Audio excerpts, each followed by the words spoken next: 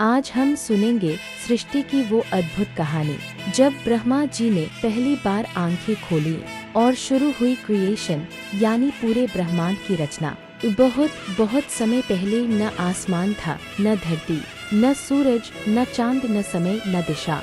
हर तरफ बस घना अंधेरा और शांत शून्य था। उसी अनंत शून्य में फैला था क्षीर सागर और उस सागर पर विश्राम कर रहे थे भगवान विष्णु शेषनाग की कोमल फन पर। विष्णु भगवान की सांसों के साथ हल्की हल्की लहरें बनती थीं और पूरा ब्रह्मांड मानो शांत नींद में था। तभी एक अद्भुत घटना हुई।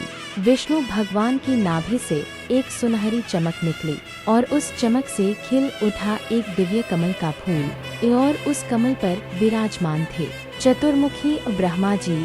पौराणिक कथाओं के अनुसार ब्रह्मा जी की उत्पत्ति भगवान विष्णु की नाभि से निकले कमल से हुई थी, इसलिए उन्हें कमलयोनि भी कहा जाता है। जब ब्रह्मा जी ने पहली बार अपनी आंखें खोली, उन्हें चारों तरफ बस अनोखी चमक और समुद्र की हल्की आवाजें सुनाई दी। वे चौंक गए और मन में सवाल उठा, मैं कौन हूँ, मैं कहाँ हूँ, मुझे क्या करना है। तभी एक दिव्य आवाज गूंजी, हे ब्रह्मा, तुम सृष्टि के रचयिता हो, तुम्हें संसार का निर्माण करना है।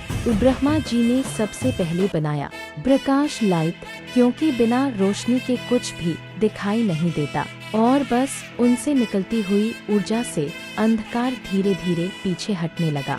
यह केवल उजाला नहीं था, यह था ज्ञान का पहला कण। इसी प्रकाश से उन्होंने सृष्टि के पहले मनुष्यों को जन्म दिया।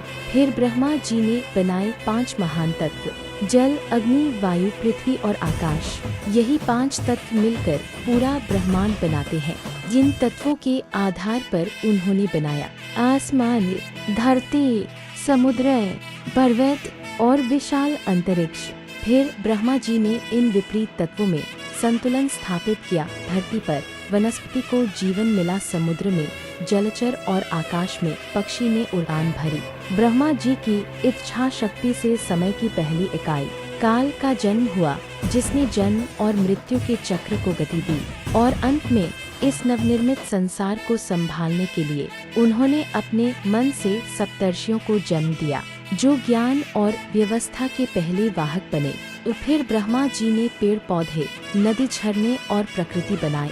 अंत में दुनिया को जीवंत बनाने के लिए जीव जंतु, पक्षी और मनुष्य की रचना की। जब ब्रह्मा जी ने अपनी रचना को देखा तो वे मुस्कुरा उठे।